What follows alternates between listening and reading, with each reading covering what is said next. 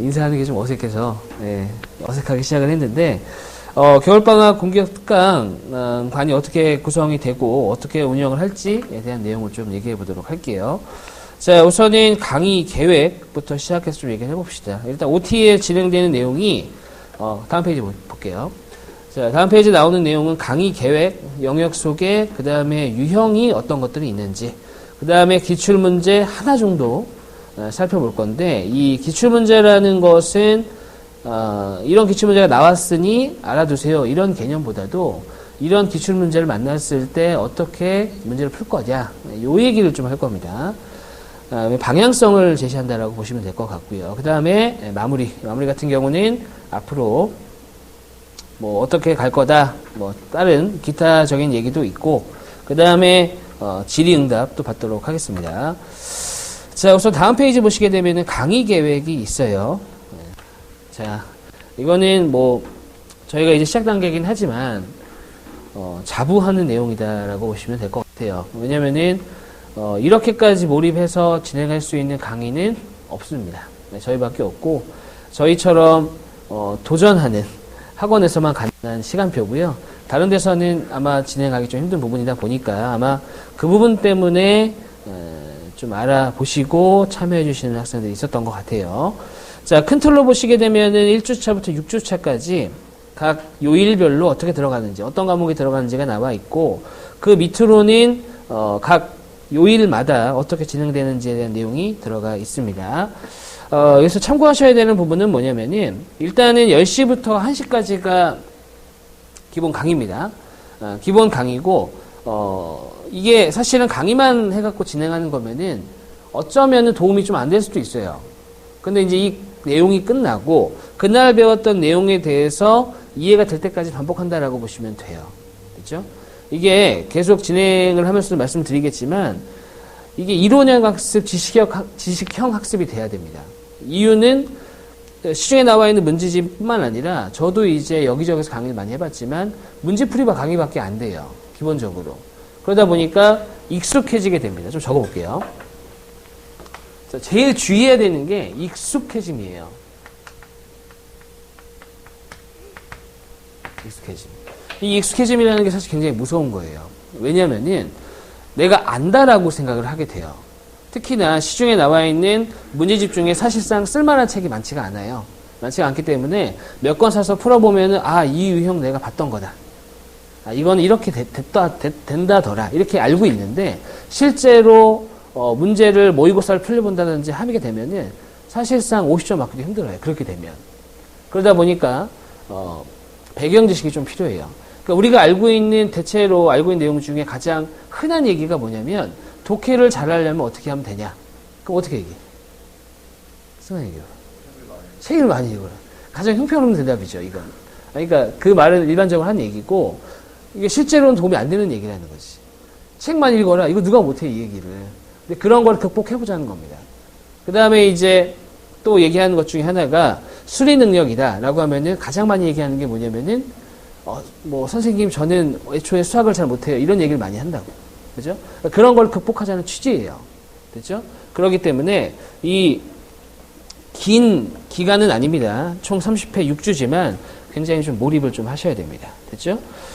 자, 그래서 이 관리 시간에 주로 하는 내용들이 그렇게 진행이 되고, 비중을 보시게 되면 수리 비중이 좀 많기는 해요. 왜 그러냐면 수리 쪽이 내용도 많기도 하지만 잘 안 되는 부분도 가장 많기 때문에 수리에 대한 비중을 좀 높였습니다. 그래서 확인해 보시게 되면은 9회 이상으로 돼 있어요. 9회 이상으로. 실제로 정규 강좌에서도 지금 정규 강좌가 10주차 진행되고 있는데 10주 중에 8주 정도를 수리를 했어요. 그것도 끝나지 않았어요. 그죠? 끝나지 않았기 때문에 수리 부분이 좀 양이 많다. 그렇게 좀 봐주시면 될 것 같습니다. 자, 그 다음 넘어가 볼게요. 영역 소개 한번 가보죠.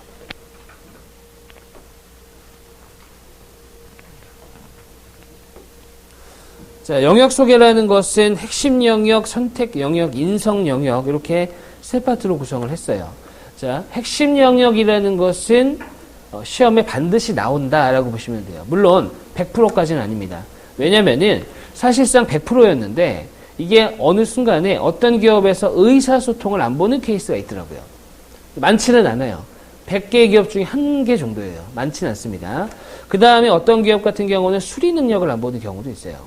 됐죠? 하지만 그 한두 기업을 제외하고는 대체로 반드시 보는 과목이 있습니다. 그래서 그 과목에 대한 얘기를 조금 해볼까 합니다. 자, 일단 핵심 영역에 해당하는 것이 세 가지입니다. 첫 번째가 의사소통입니다.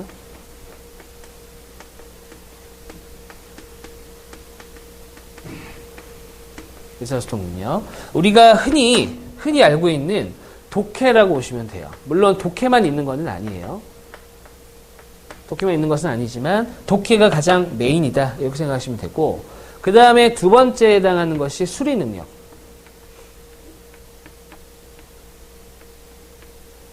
수리 능력은 자료 해석이 메인입니다. 자료 해석. 그래서 자료 해석에 대해서 한다라고 생각하시면 돼요. 자, 그 다음에 세 번째는 문제 해결 능력.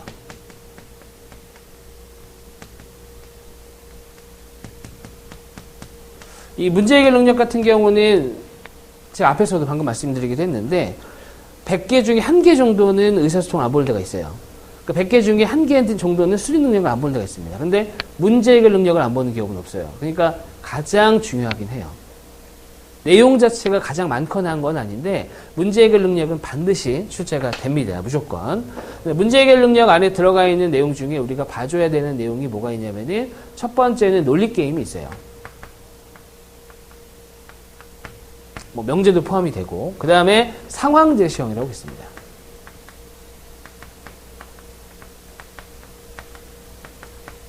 그래서 요 세 가지가, 그러니까 우리가 어떤 스포츠를 기준으로 본다 그러면 요 세 가지가 바로 1군이에요. 1군. 그러다 보니까 학원에서 진행하는 수업도 요 1군 위주로 진행이 될 수밖에 없어요. 반드시 출제가 되기 때문에. 그리고 여기 나오는 유형들은 제가 그 다음 페이지에서 유형 소개라고 해서 또 설명을 드리겠지만 이 세 영역에 대해서 준비를 하셔야 되고, 보통 보면은 이 세 영역을 제한 나머지는 어떤 이론형, 그러니까 단순히 뭐 단답형 형태가 많아요. 예를 들면은 뭐 엑셀이다. 정보 능력 같은 경우 엑셀이다 그러면은 엑셀에서 어떤 함수식에 대해서 물어봐요. 그러니까 그렇게 돼요. 근데 의사소통 능력 같은 경우는 독해다 그러면 지문을 주고 여기서 뭔가 해결하게끔 합니다. 느낌이 완전 다른 거예요. 그러니까 내가 이거를 알고 있으면 그냥 푸는 거하고 이거를 주어진 상황을 가지고 문제를 해결하는 것과는 다른 거라고요. 그죠? 그렇기 때문에 이 세 개가 1군으로서 학습이 요해지는 유형이라고 보시면 됩니다. 자, 그 다음에 하나 더 있어요. 자, 그 밑에 보면은 선택 영역이라고 있는데 선택 영역 첫 번째가 자원 관리예요. 자원 관리 능력.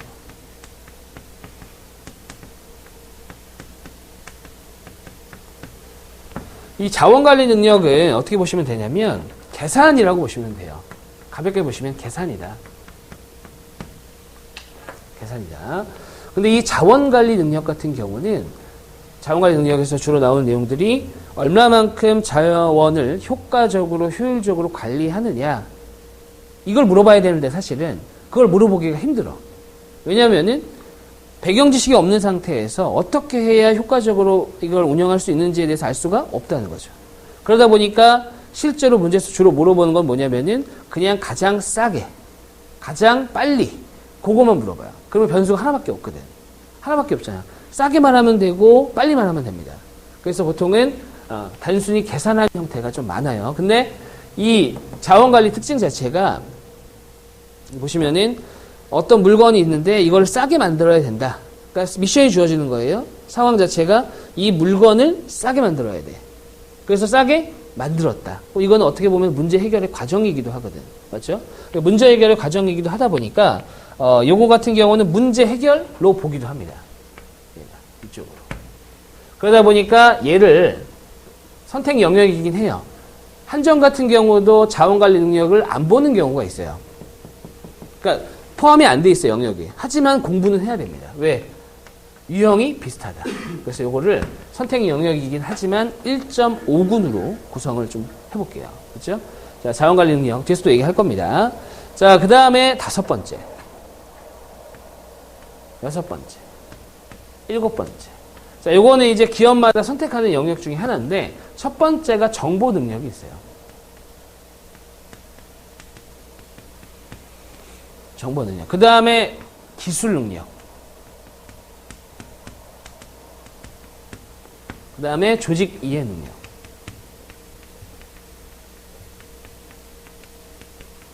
이렇게 요 세 개가 선택 영역이고요.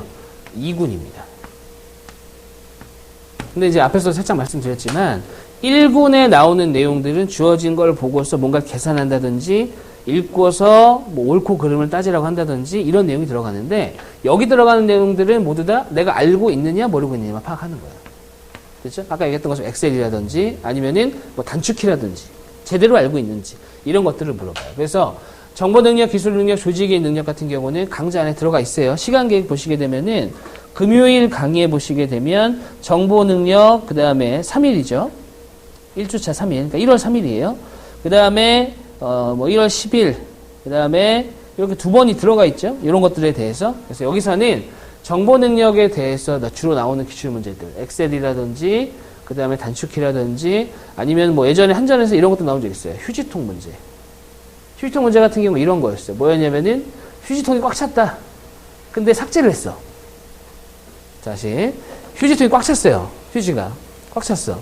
꽉 찼는데 어떤 파일 하나 삭제한다. 그럼 어떻게 되느냐? 이게 시험에 나왔어. 실제로 나왔어요. 시험 2017년도에 나왔었던 건데 요거의 답은 뭐였냐면은 선택지 이런 게 나왔어. 자동으로 모두 다 삭제가 된다. 2번 파일이 삭제가 되지 않는다. 3번 가장 오래된 파일부터 삭제된다. 뭐 이렇게 나왔었다고. 실제 답이 뭐였냐면은 가장 오래된 파일이 삭제되고 얘가 삭제가 돼요. 이거 사실 모른단 말이에요, 이런 거. 그죠? 그러니까 그런 것들에 대해서 압축적으로 상식 강의라고 보시면 돼요. 그래서 그렇게 좀 집중적으로 해서 좀 다뤄볼까 합니다. 기술 능력하고 조직의 능력은 정보 능력보다 상대적으로 좀 덜 중요해요. 상대적으로. 그렇기 때문에 둘을 묶었어요. 시험에 안 나온다는 게 아니라 상대적으로 내용이 좀 적어요. 그래서 정보 능력 하나, 기술 능력, 조직의 능력 하나. 이렇게 두 개 묶어가지고 진행이 됩니다. 자, 여기까지가 이제 2군, 2구 선택 영역인데, 그 다음에 나머지 인성 영역이라고 있어요. 자, 그래서 첫 번째. 자기 개발 능력이 있습니다.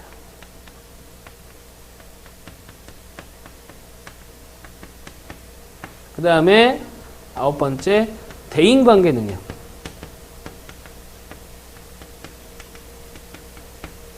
그 다음에 10번째는 직업윤리.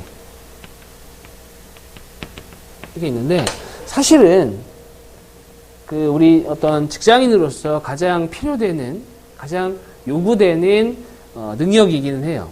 자기 개발을 어떻게 할 것이냐. 상대와의 관계를 어떻게, 갈등 관계를 극복할 것이냐. 아니면은 직업적인 마인드가 어떠냐. 이런 게 사실 중요하긴 한데, 얘네들은 문제에서 물어보기가 좀 힘들어. 힘들죠. 왜 힘드냐면은, 너무 단순한 거야. 내용 자체가. 그러니까 이게 보면은 딱 보면은 공부 안 해도 누가 맞다 누가 틀리다 이런 게 사실 구분이 돼요. 그러다 보니까 기업에서는 당연히 이런 내용들에 대해서 지양 안 하려고 하지. 너무 쉬우니까 평가 도구로서 의미가 좀 없죠. 그죠? 근데 최근이라는 것은 올해 하반기를 얘기하는 거예요. 올해 하반기 때 이 자기개발 능력, 대인관계 능력, 직업윤리에 대해서 문제가 조금 출제되기 시작했어요. 실제로. 이게 왜 그러냐면은 어떻게 출제가 되냐면 이런 거야. 예를 들어서 어떤 학자의 이론을 들면서 이 사람이 어떤 이론을 설명했느냐. 상식 수준이 돼버리는 거지. 그런 게 실제 시험에 나왔다고. 근데 이거는 제가 판단하기로는 그래요. 실제로 얘네들에 대해서 이게 중요하니까 얘네들을 직접적으로 물어봤다라고 보기 좀 힘들고 어떤 틀이 깨진 거예요, 그냥. 그러다 보니까 문제 내기 쉬운 것들이야, 사실은. 저도 책을 많이 쓰지만 이쪽에서 문제 내기 되게 쉬워. 왜냐면은 누구의 이론인가? 학생을 쭉 쓰고 너무 쉽잖아. 근데 사실 알 필요가 없거든, 이런 거를. 근데 그런 것들이 실제 시험에 나왔다, 하반기 때. 그러니까 이거는 이제 시험 보고 온 학생들이 나왔다라고 하더라고요. 특히 한전 같은 경우는 대인관계 능력이 시험에 나와요. 대인관계 능력. 대인관계 능력 보는 것들이 가장 중요한 게 이제 갈등 관리 같은 거거든요. 그죠? 그러니까 이런 것들에 대해서 시험에 출제가 됐었다. 그래서 일단은 영역에서 핵심 영역, 선택 영역, 인성 영역을 구분하셔야 되고, 우리는 저는 기존에 다른 학원에서 강의할 때도 이쪽은 안 했어요, 아예. 이쪽은. 그 다음에 정보 능력, 기술 능력, 조직의 능력 같은 경우는 해당 유형에 대해서 소개 정도만 했습니다. 문제 몇 문제 풀어보고. 근데 이 부분에 대해서도 좀 집중적으로 볼 필요가 있어요. 좀 몰입해서 1회 정도. 요거에 대해서도 이론이라든지 내용, 뭐 기출문제 이런 것들을 좀 정리할 필요가 있습니다. 그래서 그런 것들을 정리를 좀 해드릴 거예요. 됐죠? 자, 여기까지는 그냥 영역 소개예요. 이런 영역이 있다. 근데 그 안에 들어가서 이제 좀 봐야 돼요. 자, 봅시다.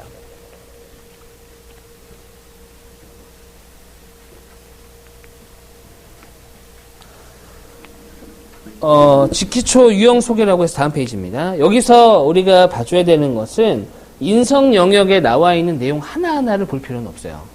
하나를 볼 필요 없고 핵심 영역하고 선택 영역에 들어가는 내용들이 어떻게 구성이 되어 있는지 그리고 그 하위 능력에 대해서 어떠한 기출문들이 있었는지 정도는 파악하고 가야 된다는 거죠. 기본적으로. 왜 그러냐면은 문제가 뭐가 나왔는지를 알아야 준비를 할 거 아니야. 맞죠? 그래서 뭐 문제까지 소개하지는 않지만 어떤 유형이 나왔었다. 그 정도는 소개해 볼까 합니다. 자, 첫 번째가 의사소통 능력이에요.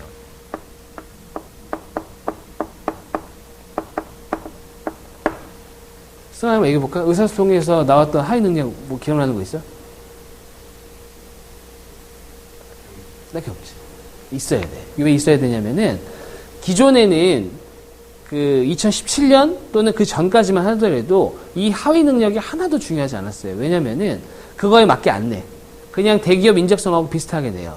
딱히 없어 그런 게. 근데 2018년도 넘어오면서부터 이게 조금 더 전문적으로 들어가요. 그렇기 때문에 하위 능력별로 문제를 균등하게 내기 시작합니다. 그렇기 때문에 그거에 대해서 아셔야 돼요. 첫 번째가 뭐냐면은 문서 이해 능력이에요.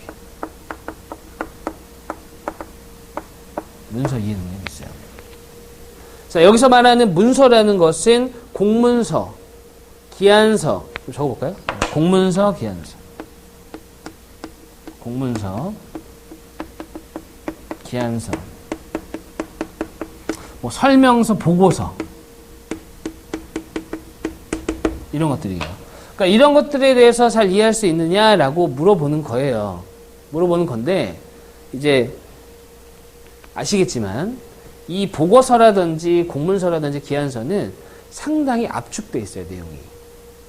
불필요한 내용이 없어요. 들어가면 안 되지, 당연히. 그러다 보니까 딱 필요한 내용만 들어가 있어. 그러면은 얘를, 물론 옛날 시험에 나왔습니다. 나왔는데 너무 쉽잖아, 이러면. 들어가 있는 내용이 별로 없어. 중요한 내용만 들어가 있기 때문에 나올 수 있는 게 너무 뻔한 거지. 그러다 보니까 원래는 문서의 능력은 얘네들을 물어봐야 되고 실제로 물어보기도 합니다. 아예 안 물어보는 건 아니에요. 근데 문서의 능력은 평가 도구로 들어가려면 어쩔 수 없이 독해로 갈 수밖에 없는 거야, 이게.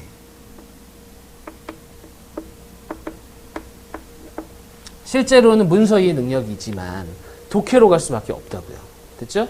그러다 보니까 요즘에 학생들이 많이 보는 게 비문학 지문을 많이 봐요. 비문학 지문. 실제로 최근에는 비문학 지문만 다루는 책도 나왔어요. 공기업 대비해가지고. 그렇죠? 그런 것들은 참고도서로 좀 사용을 하도록 하겠습니다. 자, 그 다음에 두 번째. 문서 작성 능력. 이 문서 작성 같은 경우 실제로 시험 내에서 작성할 수가 없어요. 그죠? 작성할 수가 없어. 어떻게 작성해? 물론 이제 실제로 업무에 투입이 됐을 때는 문서 작성 능력이 필요하겠지만 시험 도중에는 확인할 수가 없다. 그러다 보니까 문서 작성에서는 물어볼 수 있는 게 제한적일 수밖에 없어요. 문서 작성은 못합니다.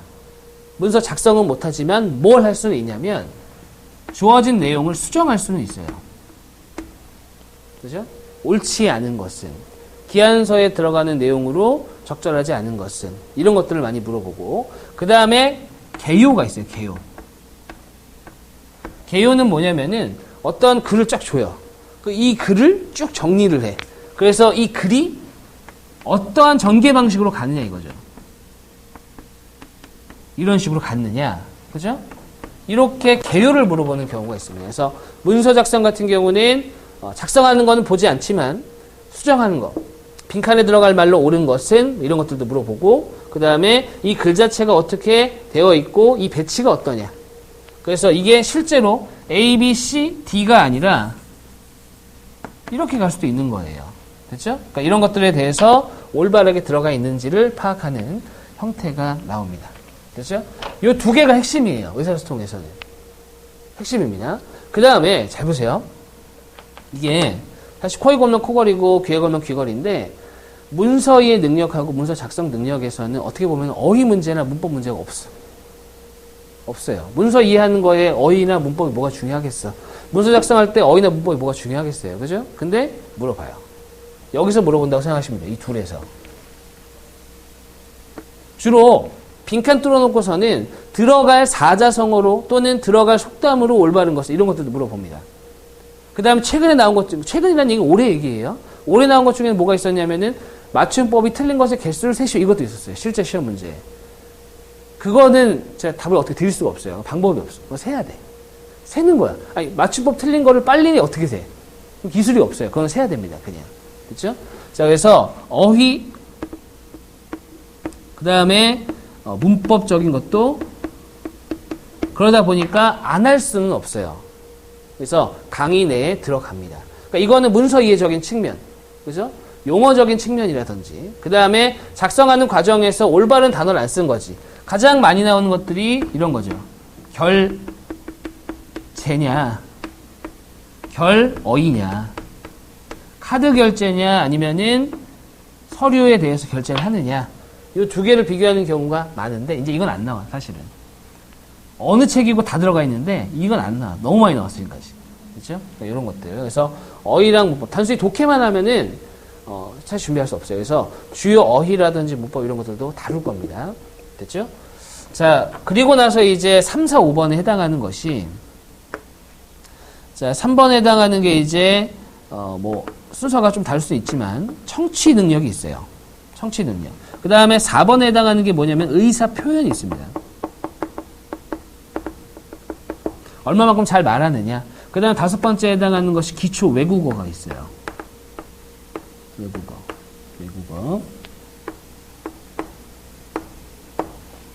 있는데, 자, 여기까지 보시게 되면은, 문서의 능력이라는 것은 우리 초등학교 때인가요? 저는 초등학교 졸업한 지 오래돼가지고, 실제로 지금도 그렇게 배우는지 모르겠지만, 제가 초등학교 때는 이런 과목이 있었어요. 읽기.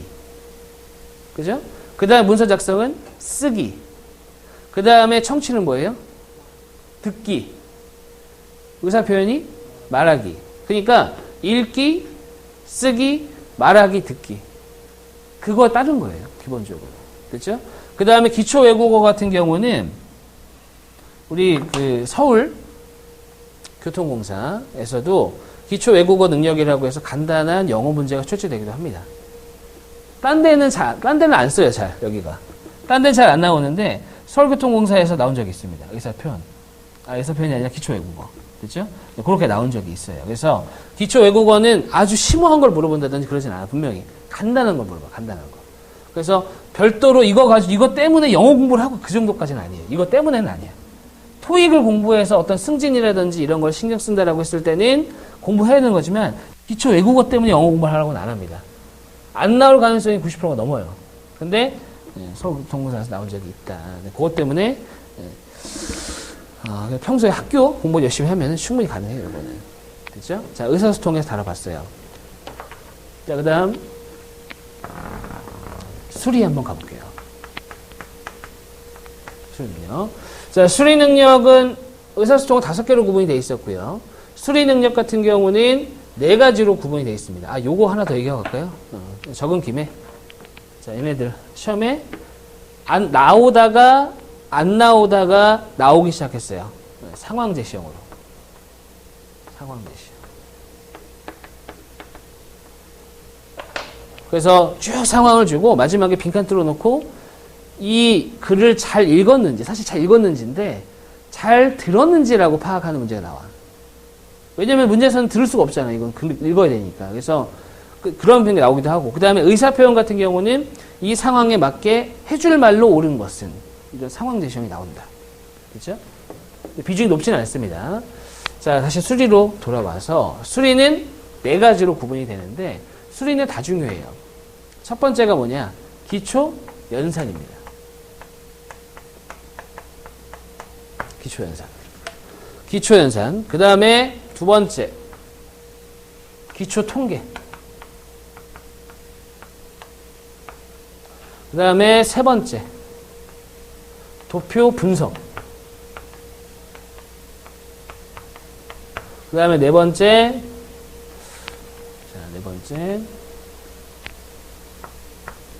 도표 작성. 이렇게 나와요. 자, 보시게 되면 기초연산 능력의 경우는 어떤 거라고 보시면 되냐면, 예전에 한수원 같은 경우는 어떻게 나왔었냐면은 더하기 빼기가 나왔어요. 실제 시험에. 더하기 빼기가 나와요.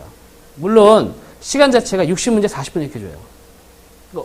짧은 시간 내에 해결해야 되는데 우리가 계산을 하면 하지. 근데 많이 틀려. 왜냐면은 계산 능력이 퇴화가 돼 있으니까. 우리 사실 초등학교 때 생각해보면 초등학교 때는 조단위까지 더해 우리가. 조단위. 그 이후로 다른 적이 없어. 그렇죠? 근데 시험장에 가서는 뭐 조단위까지는 아니더라도 곱하기, 더하기, 나누기 이런 것들에 대해서 물어봐요. 요즘엔 많이 안 물어보긴 하는데. 그래서 그런 것들도 물어봤어요. 한수원에서는. 근데 이제 기초연산에 해당하는 거, 최근에는 어떤 거라고 보시면 되냐면, 예전에는 그런 계산도 물어봤었지만, 응용수리가 이쪽에 들어가신다고 생각하시면 돼요. 응용계산. 응용수리. 응용수리에 해당하는 것이 방정식. 이런 것들을 얘기하는 거죠. 많아요. 많아서 안 쓰는 거예요. 너무 많아갖고. 그래서 응용수리에서 주로 물어보는 것들은 방정식 관련 내용이다. 라고 보시면 됩니다. 자, 그 다음에 기초통계다. 기초통계다. 또 주로 물어보는 게 대표값. 대표값이라 쓰지 말고 물어보는 것들이 평균 이런 거. 평균은 100% 나온다고 보시면 돼요. 시험에 100% 나와요. 평균은. 근데 이제 제가 강의에서 말씀드리는 평균은 가중평균까지 말씀드릴 거예요. 가평균, 가중평균. 가중평균은 가중치가 부여된 평균인데 뭐 그런 것들을 어떻게 하면 빨리 할 수 있는지, 어떻게 하면 빨리 비교 가능한지 그런 것들에 대해서 얘기를 할 겁니다. 자, 그 다음에 삼포도 이런 것들이 나와요. 삼포도. 그렇죠? 평균, 삼포도. 뭐 표준편차 이런 거 얘기하는 거예요. 표준편차. 그런 것들이 시험에 출제가 된다. 근데 표준편차 같은 경우는 나오게 되면 많이 틀립니다. 모르기 때문에, 실제로. 그렇죠? 자, 그 다음에 이제 중요한 파트예요. 여기서 문서 이해하고, 문서 이해가 제일 중요합니다, 실제로. 근데 여기서는 도표 분석이 제일 중요해요. 얘가 뭐냐, 바로 자료 해석입니다. 그래서 제가 이제 본 강의에서도 말씀을 드릴 건데, 우리가 사실상 보는 시험은 분석은 아니에요. 해석이지. 분석하고 해석의 차이점이 뭐냐면, 분석은 쪼개는 거예요. 그러니까 어떠한 특정한 거에 대해서 얘를 쪼개보는 거야. 이게 이렇게 되는 거고, 얘는 이런 걸 의미하고, 이런 게 분석인데, 우리가 하는 건 분석이 아니에요. 해석이다. 무슨 얘기냐면, 주어진 걸 보고서, 아, 얘가 이런 걸 의미하는 거야? 라고 하는 게 해석이라고. 그죠? 사실 용어는 제가 잘못 넣었다고 봐요, 얘는. 넣었다고 보는데, 뭐 이건 제가 정하는 게 아니니까. 도표 분석은 자료 해석이다. 주어진 자료를 보고, 문제를 해결하는 과정. 그죠? 보는 것들이 자료 해석에 해당하고, 자료 해석만 아마 한 6주 정도 강의할 거예요. 6번 정도. 6번도 적어요, 사실은. 6번 내지 7번 정도. 그래서 자료 해석이 굉장히 중요하다. 이 부분이 약하다. 됐죠? 자, 그리고 이 부분 같은 경우는 어떻게 하냐면은, 혼자서 해도 돼. 혼자 해도 돼. 왜냐면 선택지 보고 올라가서 보는 거야. 여기 있네? 답이다. 이렇게 해도 돼요. 근데 하다 보면 알게 되는 사실은 뭐냐? 시간이 안 줄어. 경험자면 압니다, 이거는. 그러니까 선택지 보고 위에 올라가서 문제를 보고 답을 찾고 5개를 다 찾고 나서 보면은 3분은 지나 있어요. 한 문제당 1분 걸려야 되는데. 그죠? 그러니까 그런 거를 줄이는 방법에 대해서 얘기를 할 거예요. 됐죠? 자, 이건 실제로 제가 검증이 된 방법이기 때문에 꼭 쓸 수 있도록 하고요. 그 다음에 도표 작성 같은 경우는 의사소통에서도 문서 작성이 있어요.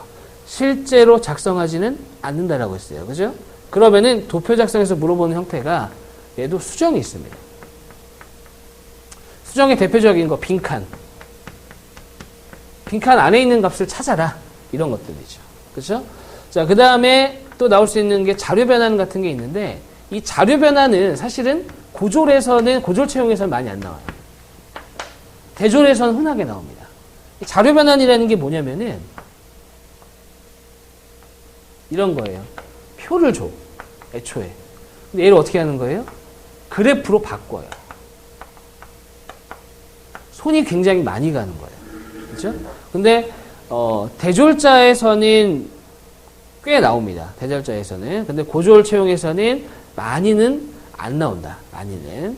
그래서 자료 변환 같은 경우는 설명을 드릴 겁니다. 그리고 자료 변환이 나올 수 있는 유형은 한정돼 있어요. 애초에. 그러니까 자료 변환에 대해서 문제는 이렇게 많지만 얘네들을 네 가지로 압축할 수가 있어요. 네 가지로 압축을 해드릴 거예요. 그거는. 됐죠? 그래서 그렇게 보시면 되고 얘가 제일 중요하다. 됐죠? 자, 그 다음에 좀 지워볼게요. 그 다음에 또 핵심 영역, 주요 영역 중에 하나에 해당하는 것이 문제 해결 능력이에요. 문제 해결 능력. 이 문제 해결 능력은 중요한데 하위 능력이 두 개밖에 없어요. 첫 번째가 뭐냐? 사고력입니다. 거창하죠? 내용이? 말이 거창한데 이 사고력의 경우는 뭐냐? 사고력이 나올 수 있는 유형이 명제가 있어요. 명제. 명제 같은 경우는 대졸자에서는 흔하게 나오는 유형은 아니에요. 근데 고졸자에서는 거의 매번 나옵니다. 명제 같은 경우는 거의 매 시험마다 나와요. 한전에서도 나왔고요. 코레일에서도 나왔어요. 그러니까 명제 같은 경우는 거의 매번 나오기 때문에 잘 하셔야 돼요. 특히 고졸 채용에서는 명제. 그래서 명제에 대한 얘기는 꼼꼼하게 해드릴 거고 문제도 많이 볼 거예요. 됐죠? 그 다음에 이 명제 중에 두 개가 있어요. 대우라는 걸 이용하는 게 있고 그 다음에 참거짓을 물어보는 경우가 있어요. 둘 다 중요해요. 둘 다 나오는 유형입니다. 그래서 첫 번째는 명제에 대한 내용을 좀 얘기해 볼 거고요. 그 다음에 두 번째는 아까 앞에서 설명드렸던 논리게임이 있어요. 논리게임.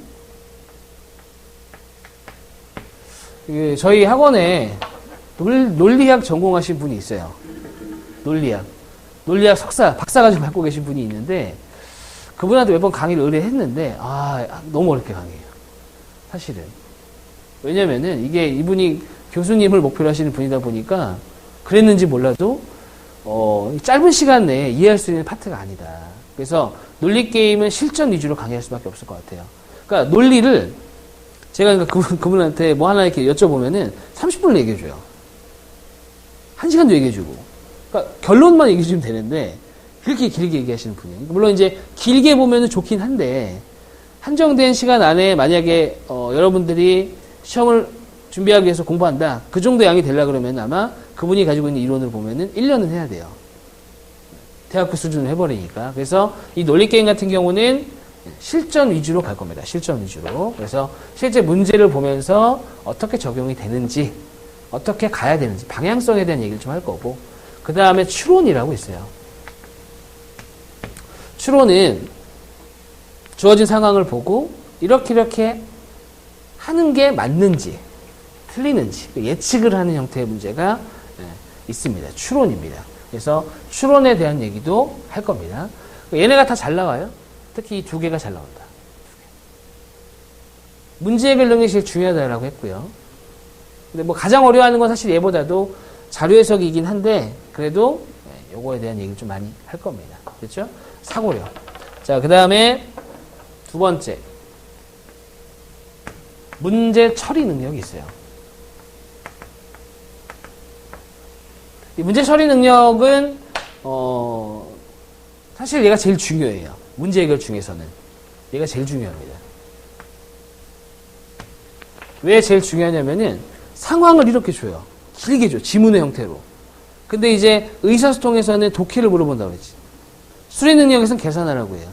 근데 문제 해결 능력에서는 이렇게 긴 지문을 주고 두 가지를 다 물어봐요. 독해를 할 수도 있고 그 다음에 계산을 할 수도 있어요. 그러니까 방향은 어떻게 갈지 몰라. 근데 문제 처리 같은 경우는 그래서 독해와 계산 복합적으로 다 가능해야 돼요. 어떤 경우가 있었냐면은 사실 이거는 의사소통으로 봐야 될지 아니면은 수리로 봐야 될지 이걸 문제 해결로 봐야 될지 좀 애매한 경우가 있었는데 예전에 한전 기출 중에 뭐가 있었냐면은 독해 지문을 줍니다. 독해 지문을 주고 선택지에선 계산을 물어봤어. 복합적인 케이스인 거지 이런 것들. 그죠? 그렇죠? 그런 경우가 있었다. 그래서 문제 처리 능력은 독해와 계산이 복합적으로 다 가능해야 되고, 그 다음에 주로 물어보는 게 한전이다라고 하면은 거의 필수적으로 한 문제 물어보는 게 있어요. 뭐냐면은 요금 계산하는 거. 전력 요금 계산하는 게 거의 100% 나와요. 거의 100% 나오기 때문에 그거랑, 그 다음에 건강보험공단 준비한 학생 같은 경우는 건보료 계산하는 거. 그죠? 그 다음에 뭐 전력량 계산하는 거. 발전소 같은 경우는. 자, 그런 식으로 해가지고 어떤 상황을 딱 줍니다. 그래서 이거에 대해서 계산한다라든지, 아니면 어떤 특정한 약관을 줘요. 약관을 주고서 정보를 찾아가는 거 한다든지, 그런 것들에 대해서 말씀을 좀 드릴 거예요. 그런 것들이 시험에 잘 나오는데, 내용이 워낙 많다 보니까, 많아요, 실제로. 많다 보니까 굉장히 어렵게 생각을 해요, 실제로. 그래서 두 가지가 다 가능해야 된다. 복합적이다. 그 부분 때문에 좀 어렵다, 이렇게 보시면 됩니다. 자, 그 다음에 주요 영역은 다 얘기했어요, 핵심 영역은. 거기다가 아까 얘기했던 1.5군에 해당하는 자원관리는 하위 능력을 볼 필요가 있어요. 여기까지. 그래서 영역 소개, 유형 소개는 여기까지만 얘기할 거예요. 유형 소개는. 자원관리는 하위 영역이 4개가 있습니다.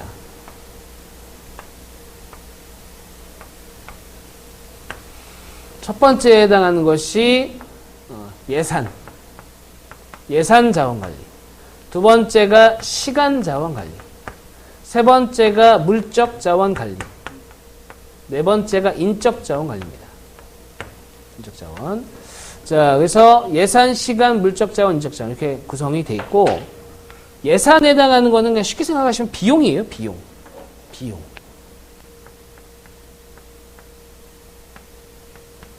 그래서 금액적인 부분에 대해서 주로 물어보고요. 그럼 시간 자원은 주로 물어보는 게 시간에 대한 내용이에요. 시간에 대한 내용. 근데 잘 보세요.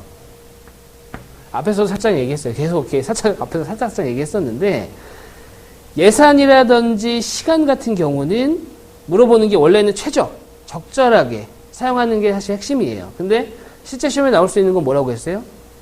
최단 시간 이런 거밖에 못 물어본다고. 그렇죠? 최소 예산, 최소 비용, 최소 시간. 그렇죠? 그래서 주로 물어보는 것은 최소를 물어본다. 그 다음에 예전에 기출문제 중에 뭐가 있었냐면은 발전소 문제였는데, 발전 공개 문제였는데, 뭘 물었었냐면은, 보통은 예산만 물어보든지 시간만 물어보는데, 두 개를 동시에 물어봤어. 즉, 하나의 문제인데, 선택지에 나와 있는 각 선택지마다 비용하고 시간이 둘 다 들어가 있어요. 계산은 2배로 해야 되는데, 문제는 하나짜리야. 그런 케이스가 있었다고, 실제로. 그렇기 때문에, 요거는 같이 볼 필요가 있다.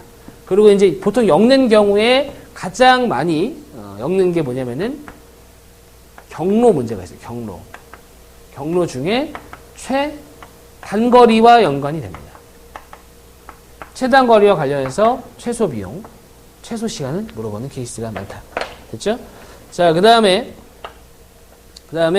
물적 자원하고 인적 자원이 있는데, 이 물적 자원에 해당하는 것은 이런 거예요. 시설, 공간, 장비, 이런 것들을 물어봐요. 시설, 공간, 장비. 됐죠? 그 다음에 인적 자원 같은 경우는 인력 배치,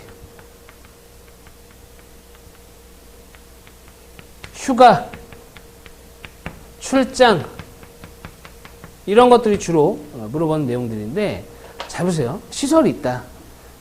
예를 들어서 회의를 해야 돼. 회의를 해야 되는데, 회의를 그냥 사무실에 앉아갖고 각자 책상 앞에서 하는 게 아니라 회의실에서 한단 말이죠. 그럼 회의실에서 하려면 어떻게 돼야 돼? 회의 그 공간을 그냥 내가 가서 막 쓰는 게 아니라 예약을 잡아야 돼. 스케줄을 잡아야 돼요. 됐죠?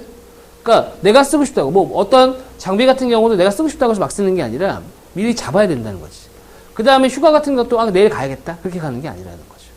그러다 보니까 요 물적 자원하고 인적 자원 같은 경우는 보통 어떻게 엮여서 나오느냐? 얘네 둘은 스케줄과 연관이 있어요. 스케줄. 자, 이렇게 연결이 돼서 나옵니다. 됐죠?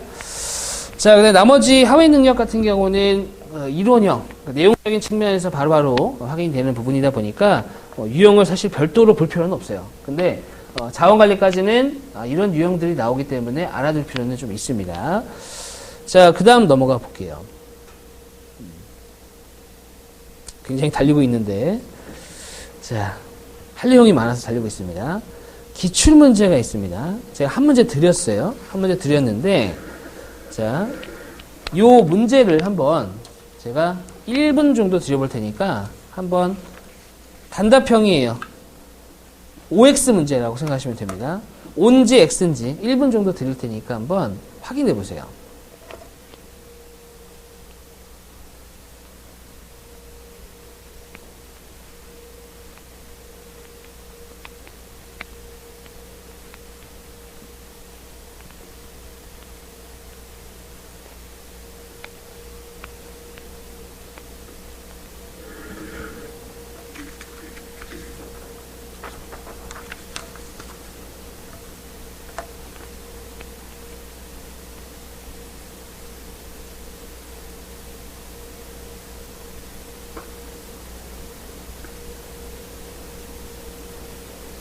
나와서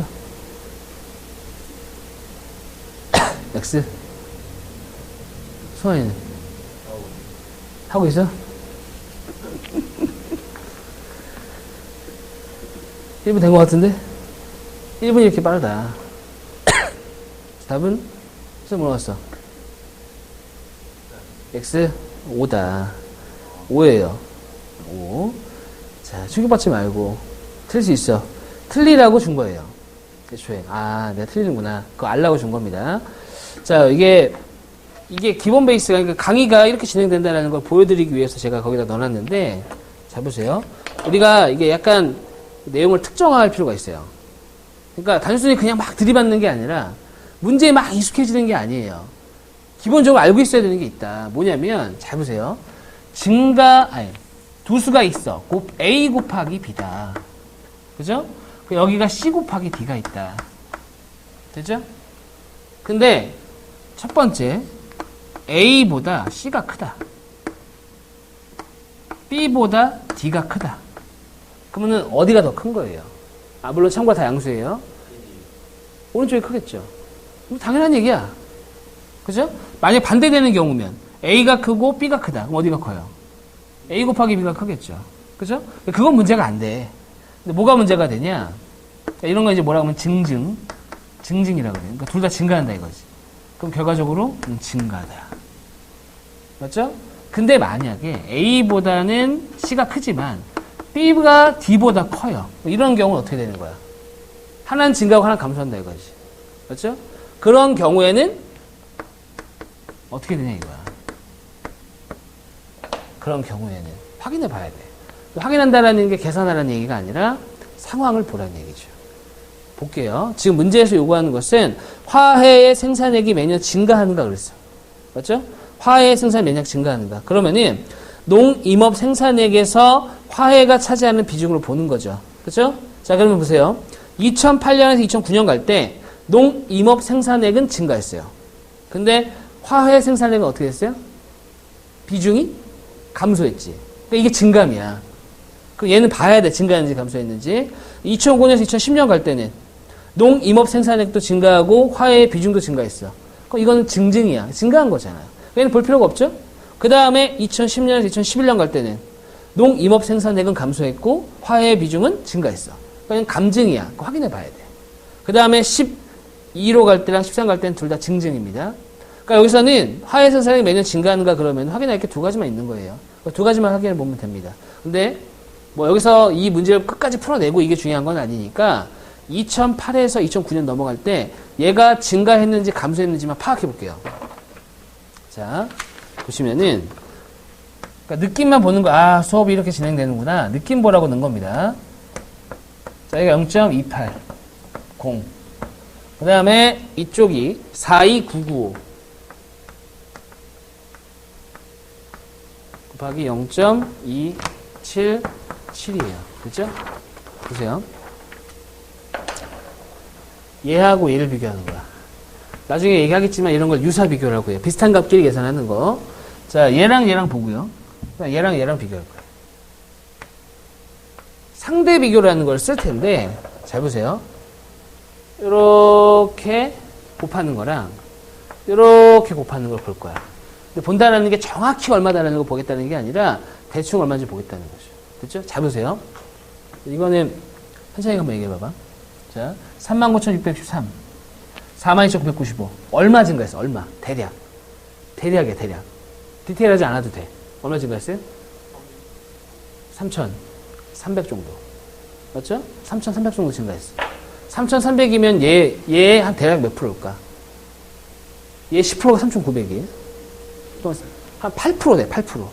됐죠? 용돈이 10만원 맞나? 용돈이 만원이야. 용돈이 만원이라고 했을 때 용돈이 10% 증가하면 얼마예요? 이게 1.1 곱한 거거든. 요것도 자세히 설명할 거야, 나중에. 1.1 곱한 거야. 그러면은 8% 증가했다 그러면 1.08배가 된 거야. 이해했어? 무슨 얘기인지? 자, 그러니까 1로 갈 때는 1.08배. 중요한 거는 대충 봐도 된다고 했어요. 대략. 정확하게 8% 아닙니다, 그리고. 자, 얘는 어떻게 해야 돼? 얼마 증가했어? 이거 생각해 볼까? 얼마 증가했지? 0.003. 0.003이면 얘가 0.3이라고 해도 1%밖에 안 되는 거야. 1% 넉넉하게 본 거예요. 이렇게 된 거지. 됐죠? 누가 더 큰 거야? 얘가 더 크잖아. 그럼 얘가 그냥 증가한 거야. 얘가 얼마냐, 얘가 얼마냐가 중요한 게 아니라 누가 더 크냐고 이걸 물어봐요. 자료 해석에서는. 그죠? 그러니까 이런 식으로 가겠다는 거야. 그러니까 처음엔 이래. 처음에는 막 거부 반응 나. 왜냐면은 우리가 옛날에 알았던 그 수학에서는 정확한 결과물을 요구하는데 자료 해석은 그렇지 않거든. 그죠? 처음에 좀 거부 반응이 나는데 익숙해져야 됩니다. 이런 것들. 됐죠? 그래서 수업 자체는 이런 식으로 좀 진행이 될 거니까 뭔 얘기인지 알겠죠? 느낌 왔지? 사실. 그죠? 이렇게 진행이 됩니다. 자, 그래서 이렇게 좀 보기로 하고요. 많은 문제를 준비하려고 해도 시간이 너무 오버될 것 같아서 이 정도 하나만 넣어봤고요. 자, 그 다음에 이제 마무리를 좀 할 건데 혹시 굉장히 빠르게 얘기했어. 많은 얘기를 했고 이 내용에서 혹시 궁금한 점이라든지 아니면은 뭐 이렇게 해주셨으면 좋겠다. 뭐 그런 것도 있으면 한번 얘기해 볼게요. 이기적으로. 나만 있다 생각하는 거야. 나만 생각하는 거야. 딴 사람 생각하지 말고 나만 생각하는 거지. 아니 뭐 내용적으로 이해 안 됐던 부분이 있다라든지 질문 한번 해볼게요.